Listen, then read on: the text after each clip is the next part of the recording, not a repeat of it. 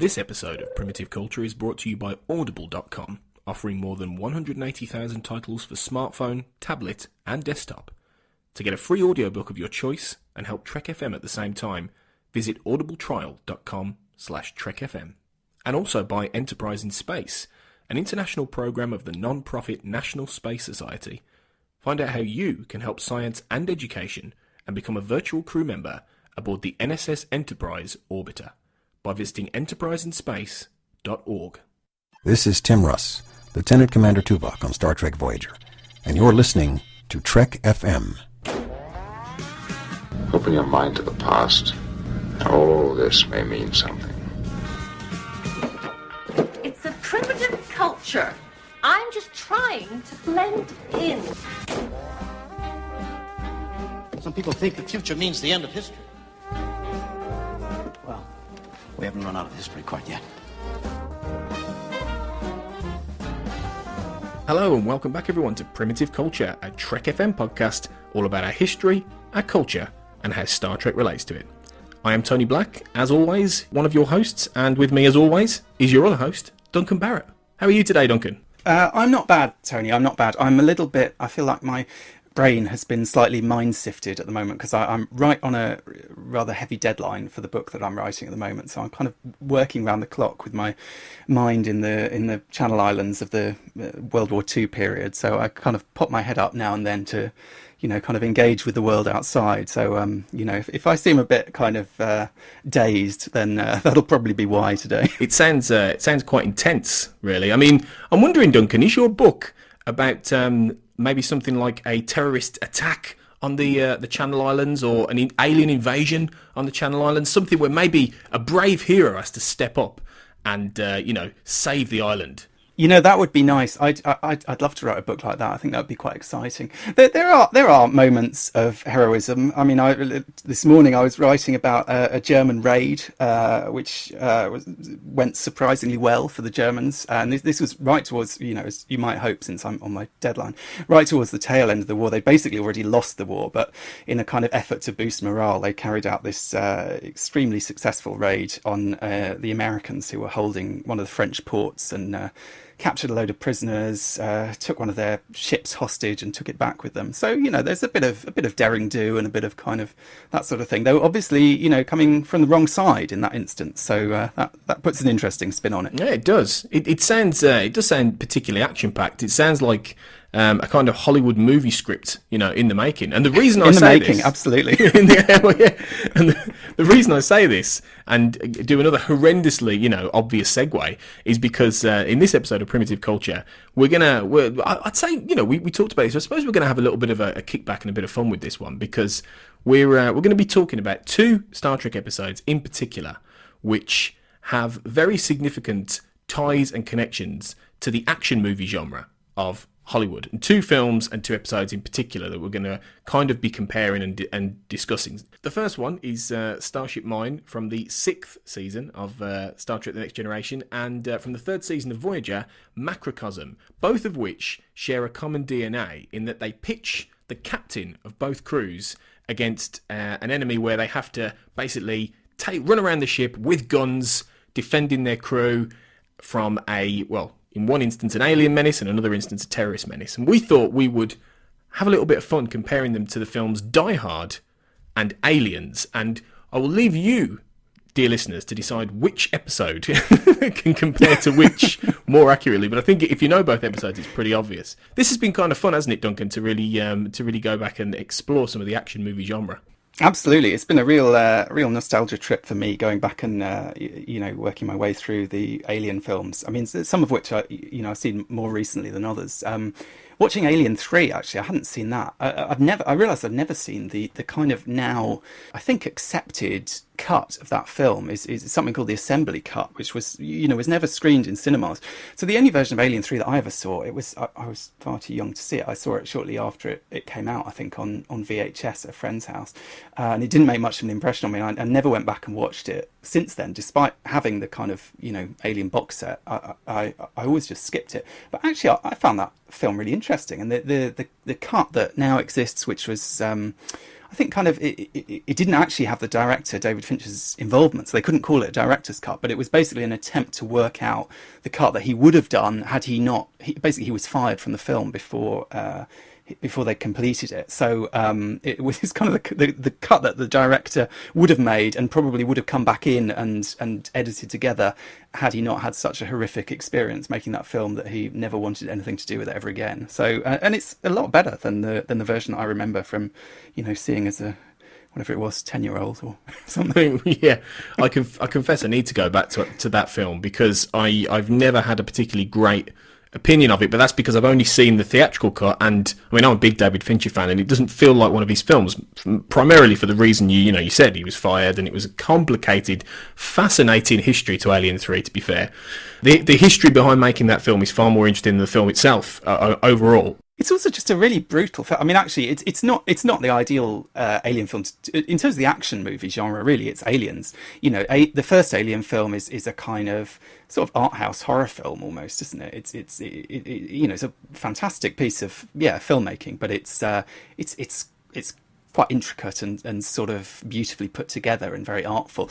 Aliens is the real kind of the kind of classic sort of 80s action spectacular and really good example of that genre. I mean, a really fantastic film, really enjoyable, a real ride to go along with. And I think that's where the kind of shock of Alien 3 comes in, is it's just so bleak and dark and heavy and grim. And not only do they kill the little girl in the first 5 minutes, there's then this lengthy autopsy scene which involves like cracking of bones and blood spurting everywhere. It's a really nasty film, which is a bit of a shock. And I suppose since we're sort of talking a bit about the action movie genre and the kind of pleasures of that genre, maybe part of the reason that it didn't seem to work was that it kind of broke all those rules. It kind of threw all that out the window, and people weren't happy about it. Well, yeah, and this is the interesting thing looking at this, because essentially, Star Trek isn't the show that people associate with the action movie genre. Maybe they do more these days with the J.J. Abrams films, which certainly the first two Star Trek films from Abrams were much more on the action thriller adventure axis. With a lot of the kind of stuff that we're talking about in these kind of older films, whereas Star Trek Beyond was a little bit more in the style of older Trek, I guess, in many respects. But Star Trek isn't traditionally, certainly not in the shows, and certainly not in The Next Generation and Voyager, it is known for tapping into action movie, heroics, which is what makes Starship Mine and Macrocosm a little bit unusual for their respective shows, especially for The Next Generation. So it's really intriguing why those decisions were made for each episode, and quite what they wanted to do with Picard and Janeway, and actually put them in this situation of being, an analogue of, in Picard's case, John McClane from Die Hard, and in Janeway's case, an analogue of Ellen Ripley from Aliens, etc. And it's interesting looking at the production, how writers and production staff on both of those episodes have denied specific allusions and connections to those films, when quite honestly both the leading actors and a lot of the rest of the crew have gone, yeah, it was basically Die Hard in Star Trek. Yeah, it was basically Aliens, wasn't it? So it's on the one hand they're doing that, and on the other hand they're being a little bit coy about it. One of the things is, you say it's interesting, it's Next Gen and Voyager that do this. I think it's in some ways it's more that it's Picard and Janeway, and the reason I say that is I think if you think about the other captains, Captain Kirk, man of action, getting in fist fights, doing his wild karate moves off the walls, or he's quite a physical kind of. He is a kind of action hero in a sense himself. The two-handed Kirk locked together, fist to the back. That's my favourite. Absolutely, which wouldn't work in the real world, would it? But it works for Kirk. Yeah. I prefer the kind of acrobatics off the walls. I think that kind of adds an extra something. You want to knock someone out. You don't just go for them. You bounce off something on your way to them. But and actually, Sisko has some of the same moves. He has the kind of double-handed thing. He's pretty good in a fight. I mean, he punched Q famously. And Archer, I think, is maybe not as physical as those two, but you kind of feel he can handle himself. And he's not an intellectual. He's not a kind of a thinker. He's not not. Whereas I suppose Picard and Janeway, Picard's very much the diplomat, the kind of measured, reasonable, the kind of older man, this sort of wise Renaissance man character. He spends a lot of time sitting around reading books. Janeway is a scientist. She's come to command through a different kind of route. Also, of course, she's a woman, so that probably kind of plays into the way they do that. So I think what's interesting about these episodes is they're both kind of playing against type for those characters. And the way they do it is definitely very much through these kind of iconic references, particularly with Janeway, the kind of visual iconography of that episode, the way she's sort of stripped down to that vest, she's got this huge gun. It's very much the imagery is certainly of particularly Aliens, I think, towards the end of Aliens, where Ripley goes in on her own, she goes down to rescue the young girl, Newt, and dressed and kind of styled in quite a similar way to what we see with Janeway and Macrocosm. And I guess it's unusual for her to have a kind of, an action episode like that. I think it was a change for her, and I think it's quite interesting if you read what Kate Mulgrew was saying about it at the time. She was a bit sceptical about it. She sort of said, "Oh God, I'm going to do this action thing, and it's not really me, and it's not really what I want to do." But at the same time, I think maybe it was kind of important on one level that they kind of established that, that may not be a big part of Janeway's character, but at the same time she can handle herself, she can be that person, she can be the woman of action, because a lot of the time with her command style it's very kind of familial, it's very much about relationships, it's very much about kind of bringing people on board, resolving problems, it's these kind of things, and we see her very tough with dealing with enemies. I mean, she has that famous line, "I don't like bullies." She's quite tough with antagonists on other ships, but the actual kind of physical hand-to-hand combat kind of side of it, I think it's quite nice just to show that is part of, she's had that training just as they all have. That's kind of part of her repertoire. She can do that as well as the rest of the kind of aspects of being a captain. It's interesting because I think we may have talked about this during the Shakespeare episode, or one of them, in that Picard and Janeway share similar DNA as captains. And you see it at the end of Macrocosm, actually, where Janeway's, got some nice light jazz on in her ready room, and she's doing like a still life painting or whatever it is. So her painting is terrible. Her painting looks like it's done by a 6-year-old. It's really bad. I know she's not meant to be, like, she's a scientist, she's not meant to be a great artist, but I think they really let the side down with that one, because it's kind of embarrassing, Maybe Kate Mulgrew did it herself, I don't know. Or they had this problem where they were promised a really good painting and it didn't show up, and they were like, right, what can we get fast? Go and find something. Yeah. And there was like a kids like party next door or whatever, and they were, get that picture now. That's what it looks like to me. Yeah. Could be. I mean, I don't think, I can't imagine her taking that painting with her to her, interview with Leonardo da Vinci to be his apprentice or whatever, and that he'd be particularly impressed by that, to be honest. Look what I drew, Leo. No, Catherine. See you later. They have, you see the similarity, because that's exactly the kind of thing that Picard would do. It might not be painting, but it might be, reading a book or playing his flute or whatever, or doing something cultural, and you would see that either at the start of an episode. Like we talked about Fistful of Datas a few weeks ago, about how he spent the entire teaser of that is him trying to play his flute and he keeps getting disturbed and things like that. So you have this common shared DNA of two captains who are very tough in their own way. Like you said, they're tough with antagonists and other ships. They're very well respected. Picard grows into this more than Janeway is like a mother hen pretty much from the beginning, but Picard grows into that sort of fatherly figure of the ship throughout the show, as he gets softer, essentially, with his crew, and he gets to like his crew more. But they both share that same idea of being quite statesman/womanly kind of captains, whereas Sisko was, much more of a, frontier sort of commander. He was much more of he could be a diplomat, but he was a man of action, and he was quite a, and then of course the religious side, he got caught up in all that. So there was an element of like, fanaticism with Sisko. So he was a different animal. And Kirk, as we say, he's a cowboy, up in space. So they're very different kinds of characters. And Archer he's not a cultural man as such, but he's also not quite as quick to temper as Sisko. So but Picard and Janeway are quite similar in their own way. So that's why it is interesting to do this with them, and why the writers chose to actually use Starship Mine and Macrocosm as a way of getting these characters into a situation where they have to be the man of action, they have to be the woman of action, which is against type of who they are, and isn't always the way they would, react to a situation. And in both situations, they're off the ship and they're confronted with, they reluctantly have to step into those shoes, really, don't they? With Picard, it's that he's trying to get away from that god-awful reception. He ends up back on the ship to get his saddle, and then he realises that, these terrorists are trying to take over the ship. And for Janeway, it's the fact that she gets back to the ship and all hell's broken loose and the crew are all gone and whatever, and she has to solve the problem. But in both situations, they are, I suppose, the reluctant action hero in a way, aren't they? Yes, I suppose that's true. I mean, in the same way as with the Die Hard story, it's kind of.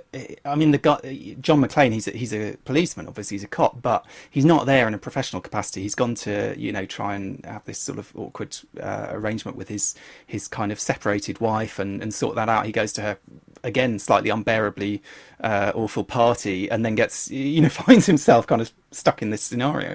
So yeah, it's absolutely it's not like a mission that they've volunteered for. It's not like Picard in Chain of Command doing his commando training and going in undercover, and that's the intention. He like you say, he thought he was going to get a few hours riding on this planet and just a bit of time, kind of R&R time to himself.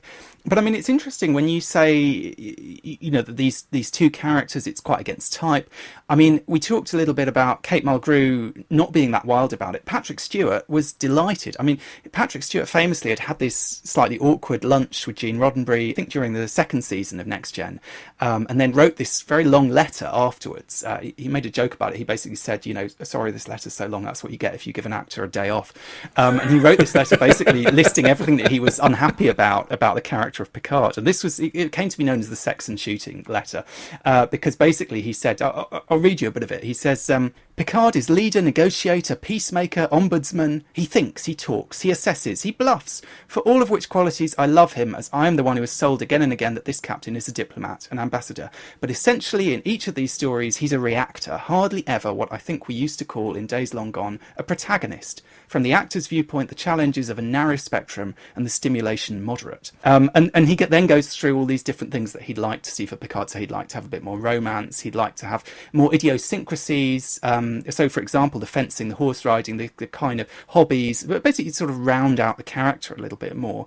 And the other thing that he'd like, crucially, is more action. And, he sort of says, obviously, I understand they're not going to put the captain in danger the whole time, but at the same time, surely we can get Picard doing a bit more physical stuff than he is at the moment. And he says basically, no offence to all my American colleagues, but I'm sure I'm capable of doing as many stunts as they are. And, I'm kind of physically fit and basically don't just, I think there's sort of subtext, don't just think of me as this kind of wise old man who never really does any action. And in fact, I think in this episode he did do a lot of his own stunts, and he was quite into that, and he loved it. There's a quote I saw with him. He said, I enjoyed the episode enormously. It was wonderful to be out of uniform for an entire episode and to be on the ship without any of the other boring crew members. Obviously that's a joke, but I mean yeah, but there is probably a kind of kernel of truth in it, of that kind of feeling of like, right, now I get to be the hero, I get to do the kind of the action stuff, I get to be what we see later in movie Picard, first the Picard of First Contact. It's kind of definitely harks back to that idea of this man who seems quite different to the captain that we kind of see week in and week out. Well, I was going to say that's absolutely true. This does seem like the audition essentially for movie Picard, in that when they were Ronald D. Moore and Brannon Braga were writing First Contact, I would bet you bottom dollar they went back to Starship Mine and went, well, you know what, Patrick can do this stuff, and he can do it actually quite convincingly and quite well. So let's get him back in that vest top, let's get him climbing ropes and let's get him shooting guns and all these kind of things, which is, in First Contact, it works, it actually really works well. He works as an action man, and then, to some extent they do similar in Insurrection with less, and then with Nemesis, it's a bit more back to the old Picard in many respects, but it is an example of what they could push him to do. And it's interesting that when you talk about the Roddenberry conversation, that how when Roddenberry stepped away after the end of the second series more, and Michael Piller came in and started running things, they did start giving Picard a little bit more of that stuff. Obviously, you had, the best of both worlds, which obviously, puts him in this really perilous situation. There's episodes like Captain's Holiday, where he gets romance with Vash, and so they do start doing a little bit more stuff with Picard, I think, that makes him either more of an action man, makes him more of an emotional man, going into the third and fourth series and beyond. And I think that's, maybe if Pillar hadn't come along, it might have been a bit of a different story, really, for Picard. Although, interestingly, Patrick Stewart liked Starship Mine, and Ronald Moore, I think, who did a script rewrite on it, liked Starship Mine, Michael Pillar hated it. Michael Pillar said he thought it was too violent. He didn't really think it was Star Trek. He said basically he thought it was a well put together, well directed, well acted piece of television, but it really wasn't what he thought they were meant to be doing. He wasn't perhaps as strict as Gene Roddenberry about what is and isn't Star Trek and what people wouldn't do, and how Next Gen was going to be totally different from the original series. But at the same time, he did have this kind of feeling of kind of what the tone of the show was and what was kind of acceptable, and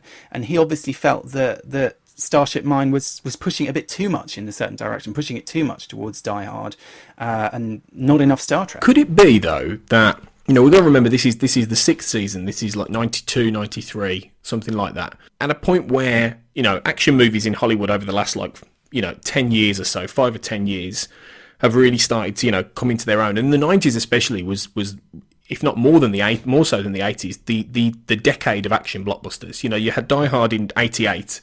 You had the sequel in 91. And I think Morgan Gendel, who wrote the first draft of Starship Mine, did pitch it originally as Die Hard on the Enterprise, and then you had Die Hard with a Vengeance coming soon after that. And he might deny the specific Die Hard connection subsequently, but apparently originally that was the pitch. So it was very much a conscious decision to make something in the mould of a genre that was appealing, that was appealing to younger viewers, that was appealing to people who maybe were watching Star Trek and thinking, well, you know what, okay, I like it, but is it exciting enough? Is there enough going on? Is there enough peril?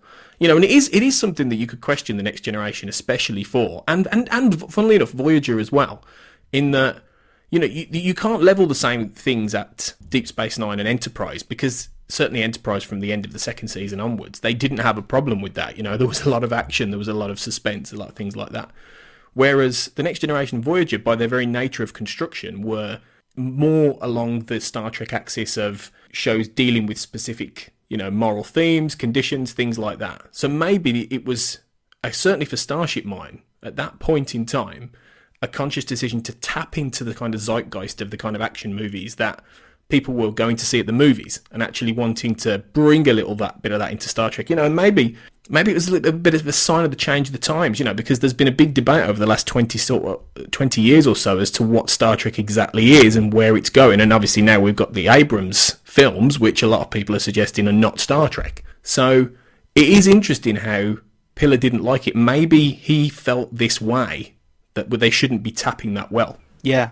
The funny thing is, I sort of feel like the Abrams films aren't Star Trek, I have to say. Certainly, the first two and the ones that he directed. And it is to do with that kind of action, sort of spectacular thing. But I don't know whether for me, also, there's an element, one of the things that kind of struck me going back and watching some of these films, watching the Alien films, watching Die Hard I'd never seen. So that was quite an experience. Yeah, wow. Did you like it? But I loved it. Yeah, I thought it was fantastic. It was darker than I was expecting. I think and that's kind of interesting about some of those films, is that I think the action movie genre has changed a lot. So like a modern action movie is quite different to those kind of earlier action movies. They're simultaneously grittier and funnier, I think. Die Hard is there's a lot of humour, very funny movie, quite silly in some ways. It has a sort of quirky sense of humour that I don't think you'd get so much in kind of action movies now. But there's also a kind of gritty, nasty, the blood and so on. It is tougher to watch than you might expect from a kind of, a sort of entertaining romp. So I do feel that genre has changed in a way. And maybe part of it is that the Abrams films are more like, how a modern action movie might be: very slick, very fast paced, very... There is humour. It's not that they're kind of serious, but there's a kind of an intensity that almost doesn't let up in some way. And I don't know, maybe it's just an age thing. Maybe it's, I remember the first time I felt this with a film was a long time ago. I was only a teenager at the time. I went to see the first Tomb Raider film, and there were some scenes in that I just felt were edited too fast for me to really appreciate what was going on. And I think part of the problem for a lot of people with like modern action films is the editing more than anything. It's the kind of hyper frenetic editing that it's very different from something like Die Hard or Terminator 2 I watched again this week, because I think the presentation of Janeway in Macrocosm, although largely the sort of obvious reference point is Ellen Ripley. I think Sarah Connor in Terminator 2 is another one of those very strong, physically strong, she's got the muscles, she's got the military training, she's got the kind of, she's basically in the gap between those two films. She sort of turned herself into a Terminator herself. She's gone to, she's picked up all these military skills and so on. Apparently Linda Hamilton spent weeks training with this Israeli army woman who was, teaching her all this kind of military techniques and spending hours in the gym every day and so on. Complete transformation from the character of Sarah Connor in the original Terminator film. But again, even in Terminator 2, it's a very different beast from a kind of modern action spectacular. And I don't know, watching these old films, like to me, they have so much more charm and they're so much more appealing. And I don't know whether that's just because there's a nostalgic element. They kind of connect to my childhood. I saw all these films as a kid. Although, as I say, I love Die Hard, and I didn't see that as a kid. But I suppose I saw films kind of like that. It was a callback to something a genre that I understood that I just don't think maybe exists in the same way anymore. In some ways, I think the closest thing we've got is the superhero movies that have that kind of slightly wacky, slightly quirky kind of action comedy mood that was very prevalent in the 80s. I mean, I feel like if you were writing a film in the 80s, it had to have humour in it. It had to kind of zing along somehow. The scripts were good in a way that I think a lot of later action films, the script sort of feels like the last thing that anyone is remotely bothered about. If you think about Transformers or something like that, it's all about the spectacle, it's all about the visuals, it's all about the special effects, and it's just a different phenomenon. Well, I think if you want a good example of how the action movie genre has changed, and I think you're right, you only have to really look at the Die Hard franchise. Really, I mean, if you take the first Die Hard, which, as you say, is quite witty, it's actually surprising. I wouldn't say slow, but it surprisingly takes a long time to actually get to the point where you get John McClane without his shoes on, in that vest, tearing around Nakatomi Plaza. There's quite a lot of build-up. There is quite a lot of drama, and it's surprising when you go back and watch it, actually. Whereas by the time you get to A Good Day to Die Hard, which is the fifth film, it is just a comic book level of ridiculousness in which he's jumping off, exploding Harrier jets, and it's lunacy. And while I've got a bit of a soft spot for that film, even though it's universally hated by everybody else, Die Hard 4 and Die Hard 5 especially are considered these writ large examples of action franchises that have just completely jumped the shark. Whereas the first three films, I mean, Die Hard with a Vengeance is, and I don't know if I've ever said this on any podcast before, but it is my favourite film. It's not the best film ever made, but it is actually my favourite film. But it is the nostalgia, as you said before. That film I watched when I was 13. I picked it up from a video store, and I fell in love with it. And I know that film. I know all the dialogue. I've watched it a ridiculous amount of times. It is my most cherished movie. But it does come down to that nostalgia. But if you track that, there is that level of change. There is that level of, I suppose, dumbing down is one way to call it. Also that level of, I think intensity is a good word as well. That relentlessness about it. But it's like it becomes more relentless and less intense. I mean, because suspense gets lost in that, and kind of, the slow build-up is important if you want to build suspense. I mean, Alien, the same thing. Ridley Scott apparently famously said the first half of Alien, nothing really happens. It's just people sort of mooching around. And it's true. There's a huge amount of build-up for suspense and only really like the bit that you think of as that film is probably like the last 20 minutes is Ripley on her own, which is the kind of iconic thing that we're talking about in Macrocosm. That happens right at the end. And actually, even Aliens, which is a massive, action spectacular, there's quite a lot of build-up in that film. There's quite a lot of kind of, getting to meet the people and working out where they're going and so on. But I think it's true. There's definitely, there was a shift over that period of time. And when you were talking about the Die Hard films, I was thinking about, say the James Bond films towards the end of Pierce Brosnan's run, getting increasingly kind of ridiculous, increasingly kind of, over the top, kind of the opposite of what I was saying about taking things, not taking it seriously at all, but in a way that is almost kind of, is frustrating to watch because you feel it slightly insults the intelligence of the audience and the intelligence of anyone involved in it because it's just all about the spectacle. It's all about the kind of the glitz and the kind of the shiny, exciting things that are being thrown at it, and it's not about the story. It's not about the character. It's not about the kind of the kind of heart of what those films could be.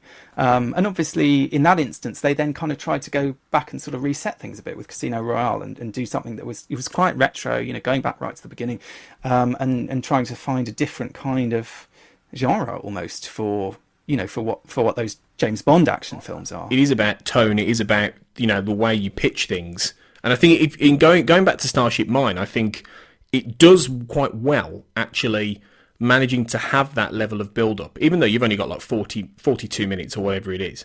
You know, it allows a little bit of time, maybe it's 10 minutes or whatever, to get to the point where Picard is desperately trying to get out of that party with that really tedious commander.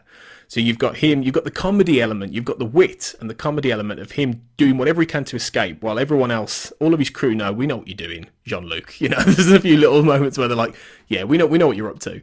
But then the side comedy of Data trying to do small talk, which is some lovely little, you know, Brent Spiner work. Really it's good, really yeah. good, yeah. And he starts to absorb the persona of Commander Hutchinson, I think it is, or whatever. Call me Hutch, yeah. Yeah, Hutch, yeah. That's it, yeah. Call me Hutch. And that's really good. So when you go back to the hostage situation, essentially, which doesn't really ever particularly go anywhere, you know, really, it's worth it for the Data stuff. So you have enough of that build-up and that slight escalation that to the point when Picard is back on the Enterprise and he realises something is up, then you're invested in the story, and it actually just sweeps you along then, and you enjoy Picard turning the tables on these, you know, these terrorists who think they've got it all sussed. They think they're going to get the what is it they're after again? It's the Trilithium. The trilithium, that's it. Yeah, the trilithium. That's from the kind of MacGuffin, yeah. Yeah, and it builds like lovely in a really nice way to the point where, you know, the woman who's leading them is quite a bitch. To be fair, she's not pleasant at all, and she's just consistently unpleasant. She kills one of her own sort of hench people, doesn't she? I mean, she's a nasty piece of work, definitely. She really is. Yeah, she's. And good that they made that a female character, I suppose. In a way. I mean, you know, it would have been more. I mean, that must have been a decision at some point to say we're going to make the leader of this group a woman rather than a man, which is kind of what you would probably assume and expect, and particularly in that kind of action movie genre, you would expect. Yeah, normally, you know, if you've got a bad girl woman in those genres, they are the femme fatale, or they're the bad guy's, you know, evil henchwoman or whatever. Yeah, it's unusual that the woman is leading the pack. So it was a good decision. She plays it well. She's very much, interestingly, I mean, she's a female character who's, you know, she's not playing the vamp, she's not playing the femme fatale, she's not playing into any female stereotype, really.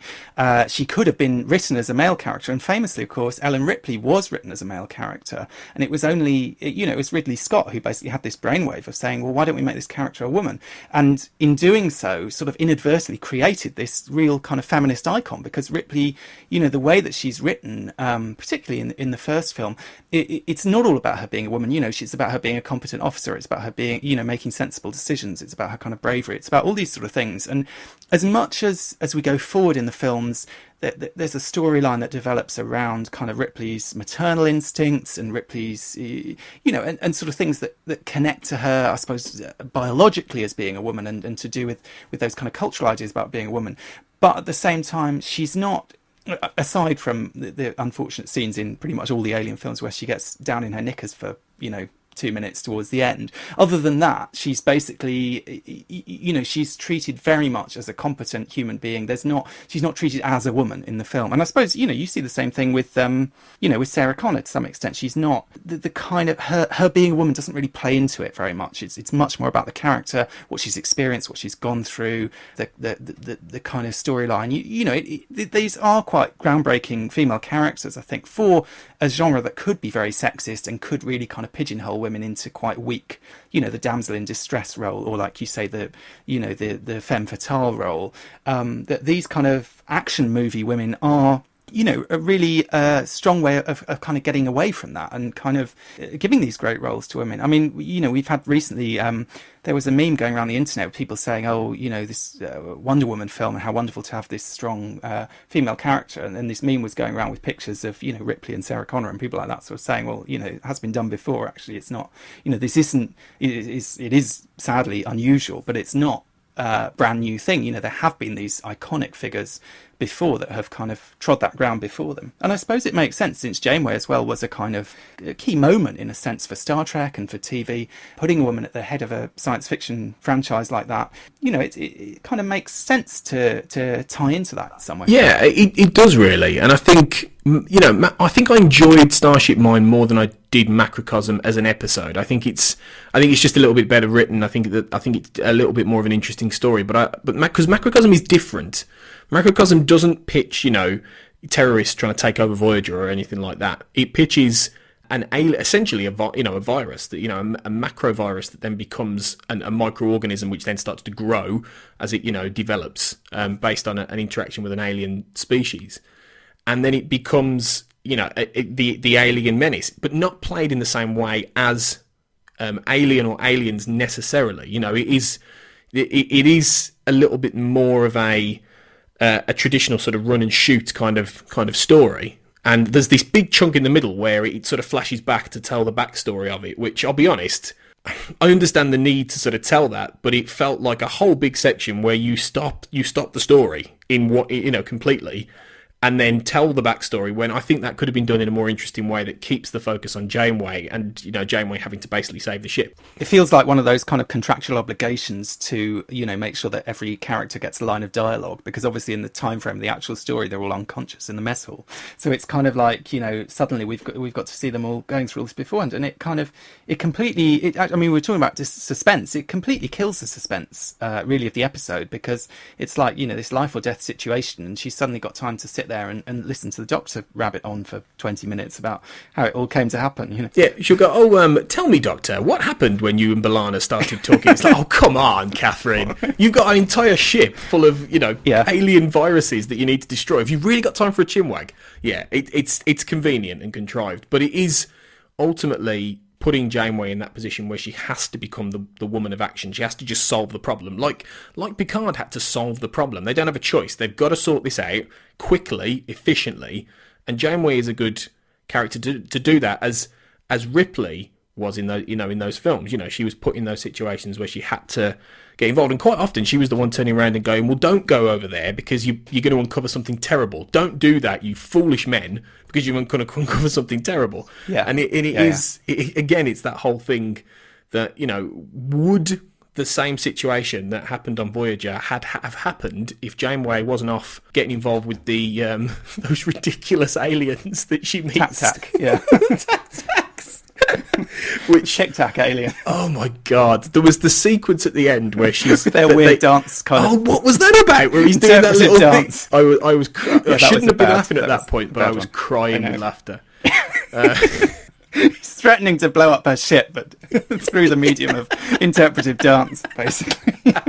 Yeah, it really was. I think, funnily enough, I agree with you. I think that section in the middle where the Doctor kind of gives the backstory is a flaw in that episode. And Brannon Braga, who wrote it, felt the same way. He said basically his idea was he really wanted to. He said initially he wanted to do an episode with no dialogue whatsoever, basically, like a proper kind of action movie that would just have Janeway on her own and you know, really not much else. But he was obviously kind of persuaded to stick that kind of act in the middle, kind of explaining what happened, and he wasn't very happy with it either.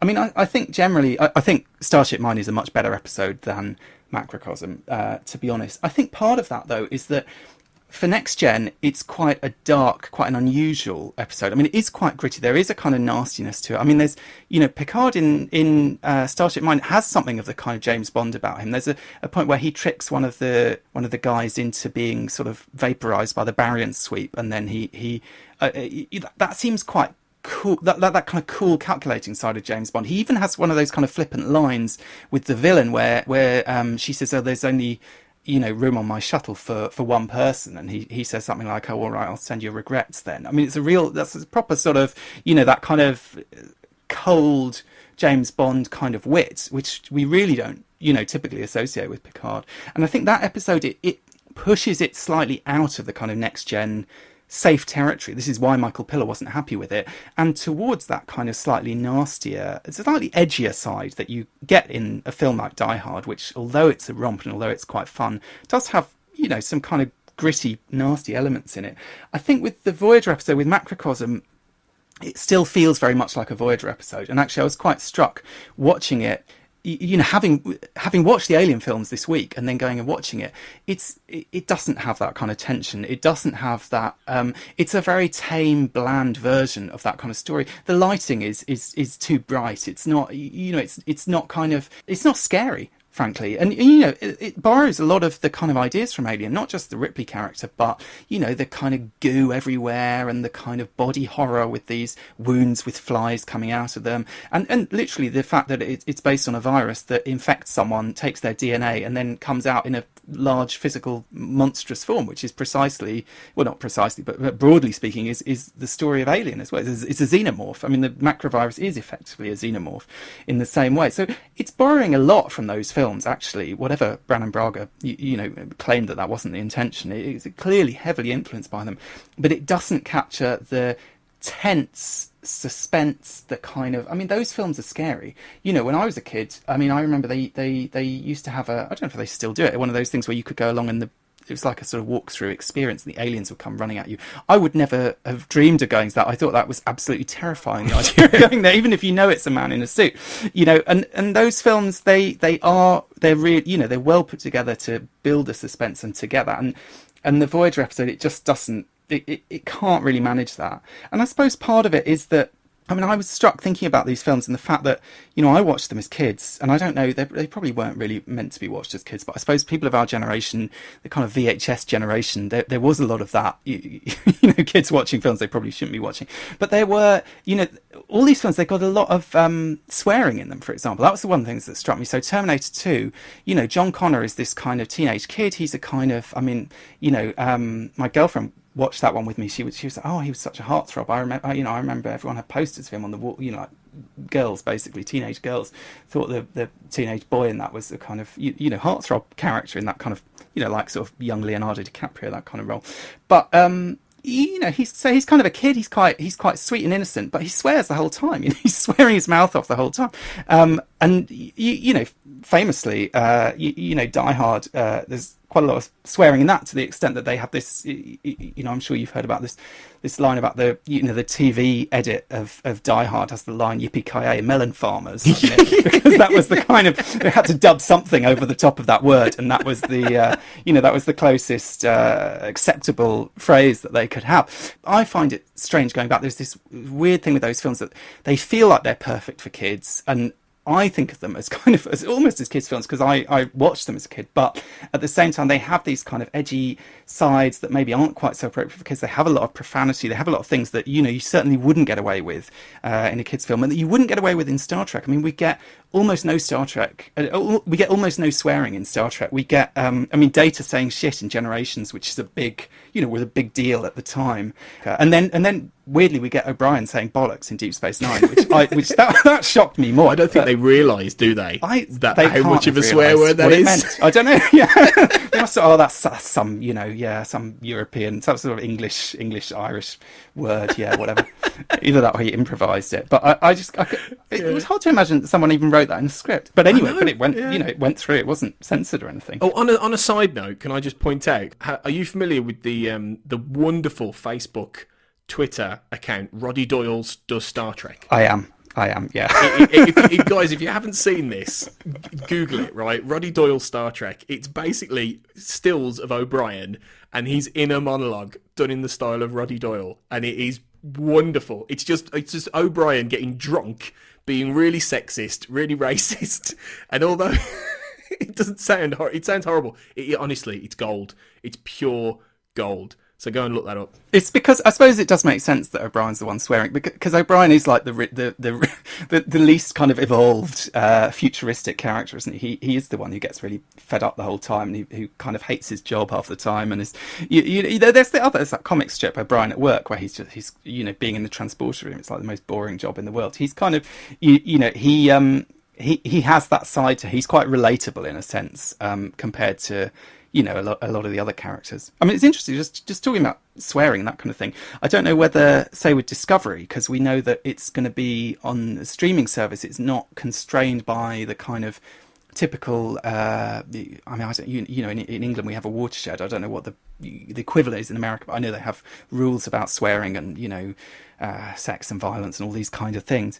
And obviously, one of the things that people were sort of saying early on was, well, if it's on this, streaming services, is it going to be Game of Thrones? Is there going to be kind of nudity and violence and all this kind of thing? And if so, that's going to be very different, because Star Trek is a kind of family friendly show, and I think it always has been, and there've been moments that have been a bit gory or a bit nasty or whatever, and obviously with Enterprise they sort of went as far as they felt they could get away with kind of saucy sort of borderline soft porn whenever they could kind of push that in there. But at the same time there were very clear limitations on what they could and couldn't show, and keeping it within the scope of that kind of family friendly environment. I don't know whether having being freed up like that with Discovery, whether that's something that they'll take advantage of, whether we are going to see something that's a lot bloodier, a lot more kind of gritty in those ways, or whether that's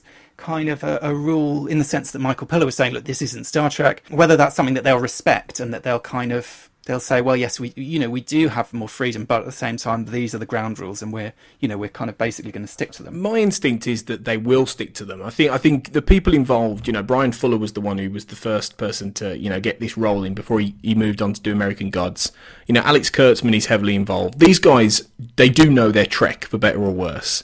And I suspect that they won't push it too far. I think you might get a little bit more, profanity, or a little bit more, raciness and violence than you would have done in the 90s, certainly, or even with Enterprise, even 10, 15 years ago. I think that the way that television exists now is that's how it works.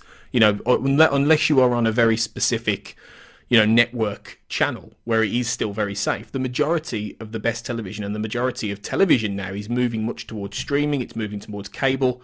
It's moving more towards presenting these universes in a darker, more adult context. But I don't necessarily think they will go for the full hog with Discovery, because Star Trek ultimately, has a certain tone, a certain feel. Although, the irony is, when you were talking about, the sex element, if you think about it, I mean, 3 of the 5 Star Trek series had very sort of intentionally buxom, alluring women. You had Counselor Troy, who basically wore a jumpsuit which had most of her boobs out.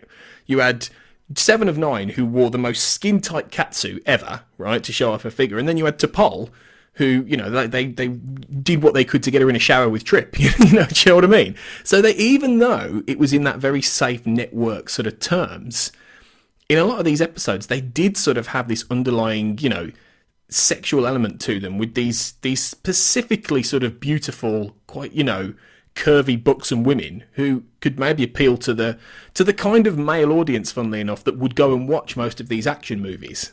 And because they were these films were geared towards teenage boys, or or young men. That is pretty much the demographic. Not completely. That's not me being enormously stereotypical, but on the whole, and with Aliens, I think that would appeal to a big feminine audience in many respects, because it has a very feminine element with Ripley and with Newt and with the whole idea of motherhood. But ultimately, they are generally made for young men. So it is interesting that Star Trek has always sort of played a little bit with these ideas, but done it a little bit more safe. Discovery, I think, will sort of be a balance of the two, I suspect. I think we will get a lot more action, definitely. Hopefully, I mean, we've not seen, it's in terms of like representation of female characters in Discovery, certainly from everything we've seen so far, they seem to have moved away from that. I mean, there isn't a sort of obvious, you can read these cringy interviews with Rick Berman and Brannon Braga about their casting process. Berman talks a lot about casting the babe, how difficult it is casting the babe, because you've got to get the young woman who looks great in the skin tight outfit, but also ideally can act, and that he sort of always saw that as a real challenge. I mean, and I think those characters, were understandably very divisive. I mean, Kate Mulgrew was furious about Jerry Ryan joining Voyager, and as a result, I think that they had a very bad working relationship because of that. Not that it was really Jerry Ryan's fault that she was there, but, I think Kate Mulgrew saw that as a real sort of anti-feminist gesture, basically saying, look, this show's not doing well enough. We need to bring in the buxom female character. And to Paul, similarly, I think Jolene Blaylock had clearly didn't have the best time working on Enterprise, compared to some of the other cast. I think she had a lot of issues with the way that her character was kind of portrayed, with some of the decisions that were made. And I think a lot of that was, like you say, about looking for any chance to get her in the shower or whatever. And which presumably was quite uncomfortable for her as an actress, to be, to know that you're in that role and that that's kind of what you're being used for, in a sense, and that you're being used to sell the show in this kind of slightly demeaning way almost. And I think, I mean, obviously these kind of female characters like Ripley or like Sarah Connor, they're very much avoiding that. They're very much not going down that direction, because they're not, as I say, aside from these brief scenes of Sigourney Weaver in her underwear, they're not being sexualized, particularly in those films. They're being taken seriously and treated seriously as characters. And Ripley, actually watching like the first 3 Alien films back to back, has an amazingly strong character arc. And I mean, you were talking a bit about the kind of the toughness of these women. I mean, one of the things that's interesting about her is she gets tougher and tougher with each film. The more stuff she has to put up with, the more she goes through, the more steely, the more determined, the stronger she becomes. And you see the same thing with Sarah Connor. There's this element, both those characters suffer from PTSD in effect in their second films. They're both having nightmares. They're dealing with these kind of demons from what they've been through. And in Ripley's case, in both their cases, actually, there's an element, there's a sort of hint of sexual violence. They're being kind of stalked by this very male monster. They've kind of escaped from it, and yet, it's still out there in some form, or it's going to come back. And they kind of arm themselves to go back and fight it. And in Aliens, it's very much, she makes the decision. She has to go and face her demons. She has to, gear up with the guns and everything and go and blast the hell out of it. But it's that kind of process of going through the trauma, of going through these awful experiences that makes them tougher and that makes them kind of steelier. And you see that in some ways, I think, with Janeway as well in Year of Hell. I mean, we were talking about how, the Picard in Starship Mine is a sort of audition for movie Picard. I think the Janeway we see in Macrocosm has sort of something in common with the Janeway we see in Year of Hell, who, the more kind of brutalized she and her ship are by everything that happens in that episode, the more, she's scarred, she's lost people, her whole world is falling apart around her. She doesn't crack up. She gets tougher and tougher and tougher and tougher. And that's what you see with Janeway is the more difficult the situation becomes, the more kind of steely she becomes. And one of the reasons people love that episode is her performance is great. She, her strength as a captain, her strength as a character comes through really strongly in that. The other thing that struck me is those are both the episodes where we see this kind of vest. This kind of, you think famously that those shots of Janeway in Year of Hell, and you think of that kind of iconic picture of Janeway in Year of Hell. She's not in her full uniform. She's stripped down to that kind of grey vest, and it's the same thing almost that she's wearing in Macrocosm. In Macrocosm, she's literally in the sleeveless vest. In Year of Hell, she's in the one above that or whatever. But it's also it's what we see with movie Picard. That's why we think of movie Picard as this kind of action hero. Is the end of First Contact. He's basically dressed as John McClane. He's got the muscles. He's got the vest. He's kind of doing the real physical thing. Patrick Stewart's obviously kind of been to the gym. And one of these sort of weird tropes in all these kind of action movies is, I think basically, unless you're James Bond, the way that you kind of demonstrate your chops as an action movie hero or heroine is you get very hot and sweaty. You strip off as many of your clothes as possible. I mean, John McClane doesn't even have shoes for the whole of Die Hard. And you're dripping with sweat, and it's all very kind of it's a bit like a sort of overblown gym session almost. And they have to come up with explanations for that. So so for example, in First Contact, the Borg have literally turned the thermostat up and the Enterprise is unbearably hot, so everyone has to kind of strip down and get into this kind of action role. In Macrocosm, there's this problem with the environmental controls are offline, and therefore the plasma from the warp core or whatever is heating the ship up, so again it's kind of unbearably hot and everyone's sweating and stripping down. And I think that obviously is kind of part of the sort of iconography of those characters, is this idea of this sort of sweaty, tough, I don't know, like this kind of gym body version of these people who normally are very kind of, well presented and quite cool in their uniforms, and everything seems very kind of climate controlled and air conditioned and so on, and suddenly they're kind of pushed up against it, and this kind of physical transformation is sort of represented by that weird shift in temperature somehow, and the way that they have to respond to that. It's definitely a big change up, and I think in both of these episodes, that's what you ultimately get. You get this difference, this change up with these characters, and and it does create a different kind of episode in both instances than you would normally have got in these series. So it's it's interesting to look at them. It's interesting to look at them and examine them and think about, you know, their links to the action movie genre. I have one final question before we wrap up, Duncan, to ask, which is going back to the bigger picture of action films. If you had to pick one, what would you say your favourite retro sort of old school action movie would be? I think it probably, I mean, it kind of reconfirmed it for me, you know, rewatching it this week, but Terminator 2 I think is almost the sort of archetype of that genre pushed to the maximum, because it combines so many different elements, and it's interesting. I think James Cameron we think of as this, you know, kind of amazing, spectacular director, but he's a great writer as well, you know. And the script for that film, I mean, the script for, he actually wrote the script for Aliens before he was hired as the director of that film, and they bought the script, and it was only after they saw Terminator that they said, oh, we should get this guy to direct it as well, you know. He knows what he's doing. But I think, you know, that script, it combines great action, great comedy, which is something that we talked about a lot, a really strong emotional story, you know, strong character arcs for all the characters, you know, this kind of heartbreaking ending where the Terminator has to kill himself basically in order to protect the others. Amazing, spectacular special effects. I mean, the special effects in that film are stunning, even, you know, whatever it is, 20-something odd years later. You know, I'm thinking about the silver goo and everything. They're better than the special effects in Macrocosm, that's for sure. That's true. You know, obviously he had a huge budget and so on, and you know, famously he seems to keep making like the most expensive film ever made, but at the same time he knows what to do. He isn't throwing the money away. He's not making Waterworld. Do you know what I mean? He's not wasting the money. He kind of knows what to do with it, and he does really show you something you haven't seen before. So I suppose for me that's the film that kind of really captures that genre and really milks it for all that it's got. What about you?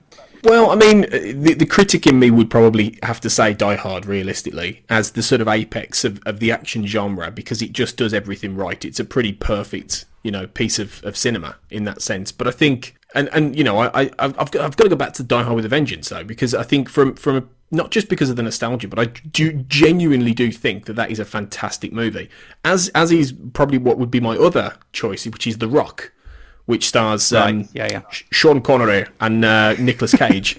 For my money, the only truly great Michael Bay film that ever will ever exist, and because it is brilliant from start to finish. But Die Hard with a Vengeance, I think the reason I think that's a great action film and one of the defining action films is that it kind of it's not just exciting, it's not just funny with the amazing banter between Bruce Willis and Samuel L. Jackson, but it has all the sort of action movie elements that make that genre of that specific time, 1995. So it's kind of at that sort of, you know, central point really. It has got a lot of profanity. It has got a lot of blood and gore. It has got a lot of, you know, ridiculous over the top action. It has a really sort of, you know, like the first Die Hard, it has a hammy but theatrical and great villain in Jeremy Irons, like Alan Rickman was in the first Die Hard.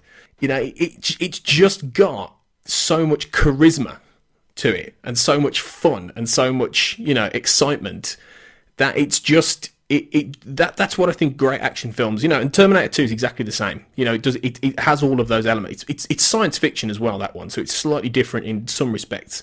But it is the same stuff. A great action movie and a great template of that is something that brings all of those things together and just, you know, just makes you have fun for 2 hours, but equally tells a good story and has, you know, a lot of wit and a lot of humour and a lot of charm. Something I think Starship Mine has, and something to a degree, and something I don't think Macrocosm has. No. I think maybe part of it is that I mean, you know, talking about we've been talking about the scripts for those films, and the ones that work and the ones that don't, and maybe the extent to which these days, you know, like if you think about a Michael Bay film today, they don't feel like the script is really laboured over very much, or is in any way a work of art. I suppose that's the thing. No. I think, you know, the script for Die Hard is, you know, is great. It's well constructed. There's a lot in there. The script for Terminator 2, like I say, I think it is a work of art. You know, I think it's a really fantastic piece of work and brings a lot of things together. And I mean, maybe part of what doesn't work so much about Macrocosm is, yes, it's kind of riffing on various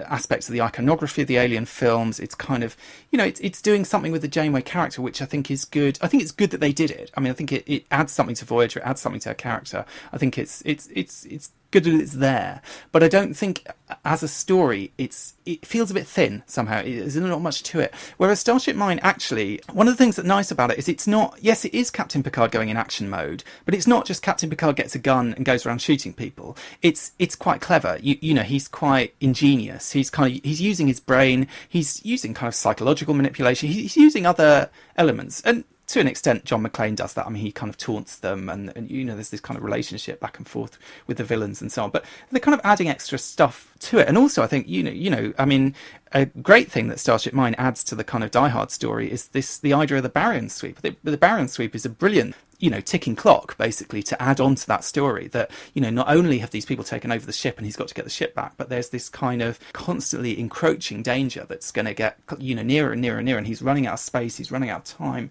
It's a great, you know, we talked about suspense and the fact that maybe in Macrocosm they slightly fail to generate much of a sense of suspense. Starship Mine has suspense because of that, you know, brilliant kind of invention of the Baryon sweep as a device for kind of keeping the tension up, in a sense, right through to, you know, almost the final scene. I completely agree with that, and I think that's where the two scripts and stories differ. One working and one not quite working, but both, as you say, both being interesting experiments, both showing that Picard and Janeway in their own right can both be action heroes, as well as the, you know, the learned, cultured statesmen and woman commanders, you know, of these ships. So it's fun to see them, you know, take a cue from those action science fiction genres and put them in a Trek context. So, but yeah, I'm going to go off and watch probably a lot of action films myself now, because I'm going on shore leave, Duncan, aren't I, for a little bit of a while? That's right. Yeah, I'm not going to be with you for about the next 4 episodes. Duncan is going to be having some guests. Manning the ship on my own. I've got a lineup of top secret guests. Yes, so you'll be some familiar voices, I think you'll find, but it should be fun. It should be interesting. But you know, we'll keep your seat warm for you. Oh, thank you. Yeah, there's going to be some interesting guests and some interesting topics still while I'm away. So don't worry, I'll be back. Had to be done, didn't it? Had to be done. Absolutely, it had to. But it did. But apart from Duncan and I talking about Die Hard, aliens, Star Trek and everything in between, that's not the only thing that's been going on this week on Trek FM. So let's have a little look at what else has been happening on the network. Previously on Trek.fm, Saturday Morning Trek. This episode is the only Star Trek that they used to only watch with me. Like, they had no interest in Star Trek except for this episode. If I said Star Trek, they'd say, Tribbles! Oh, let's watch that Tribbles where they get real big and sits in Kirk's chair. They saw the live-action one. They didn't, I mean, they kind of liked it, but they always went to the animated one. Standard Orbit. I was really hoping that Quinto would have a tie-in to, you know, when the Hobbit trilogy came out, you know, a few years ago. I was like, oh, they might tie into that, and Quinto can have a remix of the Ballad of Bilbo Baggins. They didn't quite go there, did they? So no, they did not. They did not. But, you know, there are certain things that you can, I guess, mirror or remake. That is not something that should ever be remade. The 602 Club. As I mentioned previously, completely blind, and not having known this history about him wanting to do a Tolkien-like world, I didn't get that at all. I mean, that's just, nope. And introducing The Edge, a Star Trek Discovery podcast. What have you done out there on the edge of Federation space? Welcome to The Edge, Trek FM's brand new podcast where we dive into the final frontier of the newest Star Trek series, Star Trek Discovery, the first Star Trek series to be on air in 12 and a half years? Something like that. And that's what else is happening on Trek.fm. So check out all of these shows and join in the conversation about your favourite corner of the Star Trek universe and beyond. You'll find us wherever you get your podcasts. If you're an Apple user, be sure to hit the subscribe button in Apple Podcasts on iPhone, iPad, or Apple TV, or the desktop iTunes app to get the latest episodes as soon as they are published. And please do leave us a star rating and a written review at the same time. If you're not an Apple user, we've got you covered as well.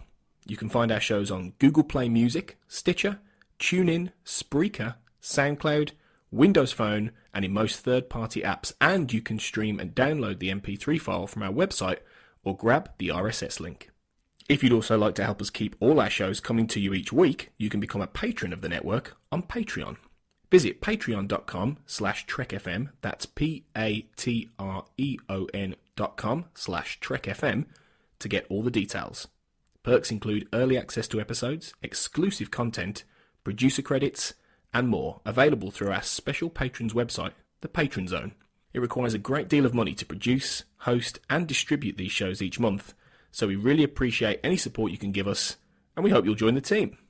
Again, you'll find all the details at patreon.com/trekfm. Duncan and I would love to hear your thoughts on today's show, and there are many ways for you to get involved and do just that. The best place to join in the larger conversation is the Babel Conference, our listeners group on Facebook. Just type Babel, B-A-B-E-L, into the search field on Facebook, and it should come right up. If you'd like to send us an email, you can use the form on our website at trek.fm/contact. You can also find the network on Twitter at TrekFM and on Facebook at facebook.com/TrekFM. You can find Duncan and I on the Babel Conference as well, and you can find us both on Twitter, Duncan at Barrett's Books, and myself, Tony, at Black Hole Media. And you can also find me hosting my own podcast, the Xcast and X-Files podcast, if you type that into Twitter and Facebook.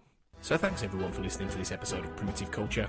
We'll be back soon to discuss more history, culture, and how Star Trek relates to it.